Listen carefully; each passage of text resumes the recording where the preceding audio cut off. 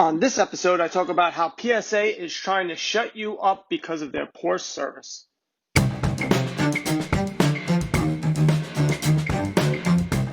This is Dave, and welcome to the SVA Card Collectors Podcast. What is up? What is going on, everyone? Dave at SVA Card Collectors. Woo! All right, so it's been busy, but not that busy where I couldn't have done these podcasts. A lot of time I've been trying to drum up work. Been hard. You know, a lot of deals don't come my way. I got to go find the deals. So I got to put in some work now. And kids haven't been too crazy. But at nighttime, my old boy, well, young boy, he's been acting crazy. So a lot of times where I used to do it like on midnight at 1 o'clock, he's not having it as well. But I really haven't been drawn to really talk about anything. And I didn't want to just say stuff just to be like, all right, this is what you guys should do. Because a lot of times, I didn't want to say the same old crap. All right, we get it, Dave. Don't buy boxes of cards. They're overpriced. Like, I can't say it enough. Like, how many times am I going to say it? All right. So, and I don't want to be like, all right, buy these specific cards now. Because, I don't know. I don't know it well enough. Anybody else that you're following, they don't know well enough either for the most part. Unless they're really doing really big time, analysis. But even still, they use a little computer, or maybe they're looking at trends, but you're looking at stuff that's now. It's happening now. It's already a little too late. There's nothing that's going to tell you in 2-3 months what the trend is going to be. It just doesn't work that way. So I didn't just want to make stuff up or pretend, or I just didn't.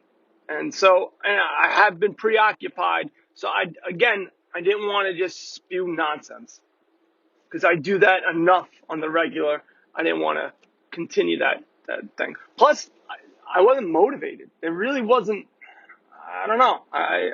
This is the first time I'm actually feeling like about. And it's not that the hobby is not that my. As soon as I start going in my green room, I get all antsy with my cards. It's just, there's nothing really that moves me. And I think that's partially because I can't really buy boxes of cards anymore. It's just too expensive. And I have to do the research to find which cards that I do want to get. And I have less time to do that, so I'm just not. And so that's where I was at. But there was two things that I wanted to talk about. And it's funny, on Flick Chat, those were the two topics that people brought up. And first off, we'll have the live chat tonight. This should get going again. My loins get moist. We want the loins moist. Also, my website is down right now. I tried to do a simple thing. I had to update, it's called SSL, Security Certificate crap. And instead of updating it, I bought a new one. And because of it, all havoc is going on. And I was only able to dedicate a little time to try to switch everything, and it's not easy. It's not like other programs. Of course, I got to get the cheapest one where you got to do some extra stuff because that's why it's so cheap. And so I gotta fix that. I gotta work on that. But the two things I wanted to talk about was one, $3.8 million. The super refractor of Mike Trout, his first Bowman, went for $3.8 million from that guy Vegas Dave, who no one likes. They really don't like the guy. And I think because he did some shady stuff, used people, false identities. He used people's identities to do stuff, and I don't know. I don't know exactly all the stuff he did, but he doesn't seem like the greatest guy in the world.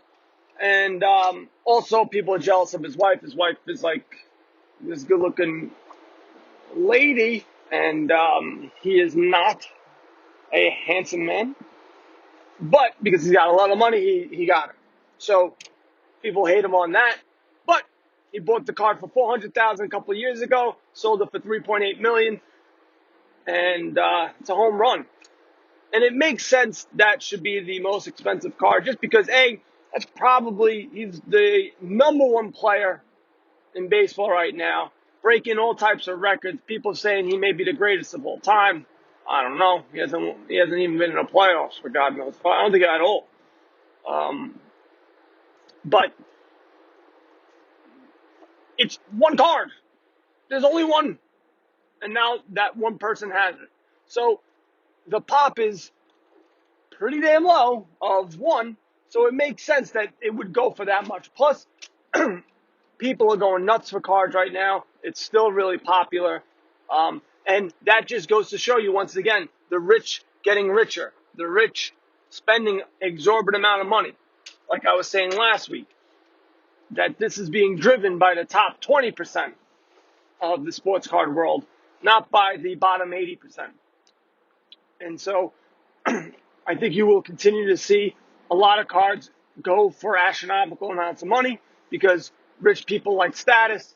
They like to show that they can afford stuff, and a lot of money's going their way right now, and they're taking advantage of it. I mean, look at the stock market. People, 30 million out of work. Stock market's at its highest. Why? Because they know government's going to bail them out, so they ain't worried. So we got that. So we have that. Second thing, PSA, who I am not a big fan of. Not too many people like to talk about them because of the reason I'm going to tell you. They found out users on blowout forums and then started banning these groups from submitting cards to PSA. So basically, they got pissed off for calling them out on their horrifically bad customer service. They got pissed off that a 20-day return took 50 days or 40 days or whatever the amount of days it took. And people were writing, this is ridiculous. And they said, yeah? Well, how about this? Now you can't return it. Imagine Amazon. I always go back to Amazon all the time because it drives the point home. It makes it so obvious and clear. If Amazon goes, all right, you paid for 1 day? Not a problem. You're going to get that in 10 days. What are you talking about? I paid for 1 day. Of course, our 1-day service takes 10 days. What? Yeah. Well, I'm going to complain. Sure, go ahead. Complain on Facebook. I see that you've been complaining about our 1 day taking 10 days. Guess what? Your money's no good with us. Your money's no good here. Get out. Beat it. Scram. What do you mean? I got to buy stuff from Amazon. Yeah, well, you can't. We're banning you for complaining about how bad our service is. What is going on, people? What is going on? This is ridiculous. Redonkulous. I watched too much of there's a stupid kids movie called Bolt. And the stupid pigeons talk like they have a Brooklyn accent. And this is redonkulous. So that's been in my head I don't know why it's in my head recently, but. So, you complain, you can't complain. It's like cancel culture right now. It's like you complain, boom, you get canceled. That is insane. Yes, people can submit with other groups and it's just a small blip. But it just goes to show you that they care more about, not having crap being talked about them. But instead of trying to figure out how to resolve that issue, they just try to shut people up. They do that with Twitter. They cancel a lot of Twitter accounts. They block a lot of Twitter accounts if you talk crap about them. That's just the way they are. And we're too dumb. And I'm with you. And as much as I don't want to give them any money, I want to give them nothing. My cards go up astronomical amounts of money if I submit it and I get a PSA 10. It just does. And it sucks. And I'm talking now to two sides out of my mouth, which other people won't. But they just go, that's just the way it is, man. Hey, that means business is booming. Yes, business is booming. And typically, when that happens, you don't have these type of delays. You don't just go, oh, well, I guess it's going to take you longer. No, you hire more people, which I think they're trying to do, and you get stuff done. I've never heard of such a thing. If that happened on Amazon, they say your business is no good here. What do? You go to Target, go to Walmart. There's plenty of other places to go to shop. Maybe you have to spend an extra buck or two. That's it. You got PSA, you got SGC, you got Beckett. That's it. And they're all working together. If you don't think so, you're crazy. Because they are. It's like the airlines. One airline goes up in value, the rest of them all go up. They all go down. One goes down, they all go down. They're collusion. There's some collusion afoot. And this is all because of us, our stupidity in, sending cards in there, but also because there's no standards that people can follow. We have no idea why a PSA 10 or a PSA 9 was given. None. Beckett, you have some subgrades, so you have some sort of idea, but SGC, you got no clue. It's because the guy's eyes. The guy has eyes, and no, it doesn't look good. It doesn't look right. So now they're going to be hiring guys off the street, grading cards, telling them what they're to look for. Why not tell everyone what to look for? But they don't. They just don't. And so if the people, collectors, the hobby as a whole, comes up with some standards that all grading companies can follow, then they become less relevant. And that's the only thing I can see happening. If you're able to get a bunch of people who can grade cards and follow what is the standard, then more people can enter the marketplace to grade. You have these other companies that come in and they're all rinky-dink. And everyone goes, that's not a 10. It doesn't look like a 10 at all. It looks fugazi. I threw a fugazi, and I got to do that once a year, once a episode. So you're not going to, if you get people who have been in the business a long time that are not associated with Beckett, BGS, any grading company, not associated with them at all. At first, when I was thinking about this, I said, well, they have to be associated because they're the guys who grade. They should know what. No. Whenever they get involved, their stuff always they get their paw prints, their tentacles in there. It's like a lobbyist. You don't want any lobbyists involved because once the lobbyist gets involved, no good can come from it.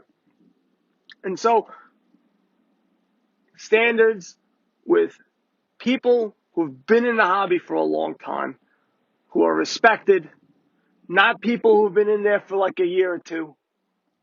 I got a famous YouTube channel, I got a famous podcast, so put me in. People who've been there, who've seen the ups and downs, the ebbs and flows, the left, the right. You know what I'm talking about. That's seen it all.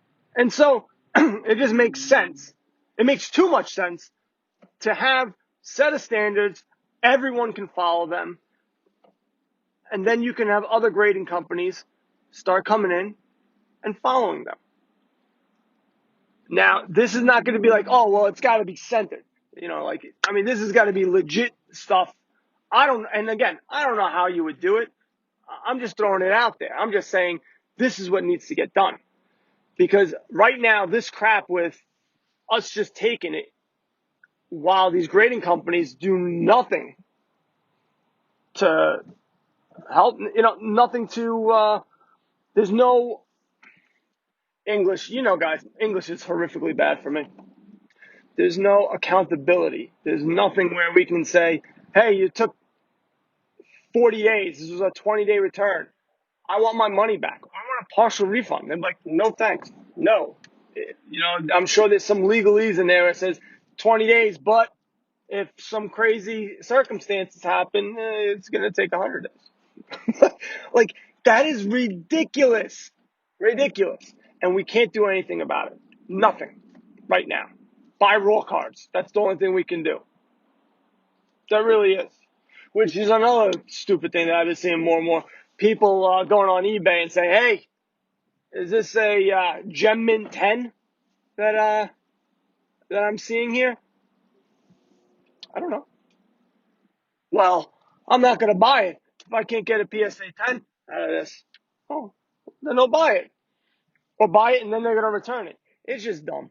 There's a lot of dumb stuff I've been seeing lately. That stuff annoys me. But again, I'm not going to keep saying it again. We've established. We've established, yes, get all the people together to come up with some grading stuff. It needs to get done. And that way we can start, somewhat dinging this monopoly that's going on right now. And that's what's happening. We have a monopoly right now on grading, and we can't do anything about it. Same thing with sports cards. Topps is the only ones who can make it. For baseball, Panini's the only ones who can make football and basketball. So they can make a ton of cards, but they can regulate, the pricing of it. Now, we can't do what we did back in the day because then, you know what? I don't know. We could. I think you can fill, get other companies to make cards. I think it's okay because then it's going to be, whoever makes good cards. And maybe you wouldn't have as many cards of a particular, like Topps wouldn't make 100 sets. They need to make it because they need sales. They need it to go. So maybe we would get the top 25 Topps because it's going to cost a lot less to get that license because there's more people that are paying for that license. And maybe we get Panini coming to do some baseball cards because Panini does their top end cards are beautiful. They're really nice. I really like them in baseball, but they just look stupid with no logo on them. They're like they're Diet Coke, and so it would be nice if other people started coming in because I think they would focus more on quality because they would go, all right, now I got competition. I got to make these cards better. I got to do something different. I got to be a little bit unique. And, all they're worried about is, I don't want to lose to Panini when this comes up again, this agreement comes up. But after that, they can just go scratch. We got to make money, so we got to print out. We have to make these cards. But beyond that, they don't really have to do anything. And I think it would help out as well. I think people want to see. I would love to see some Donruss cards that have logos on them. I'd like to see some other companies come in. Maybe there's something that I'm not even thinking of that people can do with sports cards. I have no idea. But I think the competition would be helpful. So those are my thoughts that I've been thinking about. Nothing too specific as in, hey, let's buy this card or that card. I see football's coming around the corner. I see football prices going up. If you have a team that you like, I think now is the time to start buying wide receivers and running backs. I think those you're going to start seeing a rise in prices. So if you like whatever team and you think that running back is going to have a special year, go get him. I think this year is going to be the year that things start, that it's not just going to be the quarterback. Because you have so many people that want to collect cards. And it's so stupid just to be like, just the quarterbacks are worth something. Everything else is garbage. Like, it makes no sense. It makes no sense. And there are people that want these cards. Hey, no, cut right in front of me. Yeah, no, I don't want to die. Guy's looking at me weird. I'm going straight. You should see him. Oh, boy. And he's wearing a mask. Why are you wearing a mask in the car?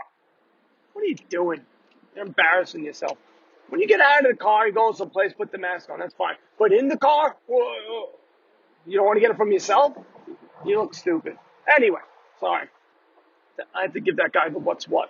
But like I said, this year I think running back, I think you're going to see those guys go up in value. More wide receivers, I think, than running backs. I don't see maybe a defensive cornerback because they seem to have some pizzazz. Maybe a defensive end that gets a bunch of sacks. I'm not sure if it's there yet for those guys, but I think definitely running back and wide receiver. So if you have a team that you like, go and get them. I'm sure they're going to be cheap. Get it graded. But didn't you just say not to grade? Yeah, I know. I said I talked out of two sides, and I have no integrity. Whatever, guys. All right, so SVAcardcollectors.com, which you can't go on right now, sorry, but I'm sure I'll get it rectified in the next day or so. Download the Flip Chat app, and you guys know what to do. Buy some cards, go, bro. Later.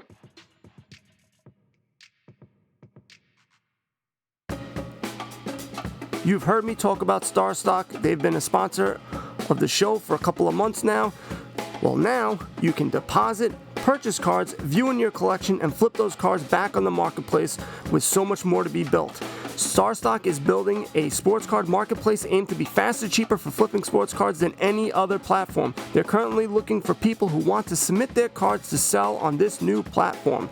Here's what StarStock is offering. 5% commission, no ingestion fees. You send in the cards, they do all the work. Cards are guaranteed and secured in the vault. I seen the little guy, his name is Pepe. He doesn't let anybody in or out.